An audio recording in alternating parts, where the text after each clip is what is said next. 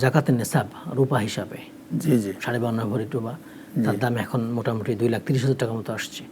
তো রূপার নিসাবে তো এটা জাকাত দেওয়া যাবে এক বছর থাকলে তার কাছ থেকে। জাকাত, এই জাকাতের নিসাবটা আপনার রূপা হিসাবে যা ওলামাগণ যা বলছেন যে স্বর্ণর একটা যে স্বর্ণ 7.5 ভরি জি দাম বেশি। হ্যাঁ জি সাথে সাথে যেটা ওলামাগণ যেটা বলছেন যে এটাই হলো সঠিক, যে রূপার যে নিসাব পরিমাণ আছে এ অনুযায়ী কারোর টাকা থাকলে সেটা জাকাত আদায় করবে।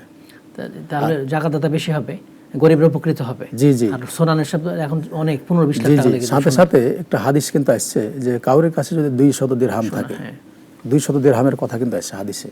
200 দিরহাম খুব বেশি হয় না। আবার কেউ ওলামাগণ উল্লেখ করছেন যে আগেকার চাঁদি যদি কেউ নিয়ে আসে, তো চাঁদি তারপর এগুলা 50,000 খুব বেশি যায় না। তো 2,30,000 যদি কারোর টাকা থাকে তো অবশ্যই তাকে জাকাত ফরজ হয়ে যাবে। জাকাত ফরজ হবে ইনশাআল্লাহ।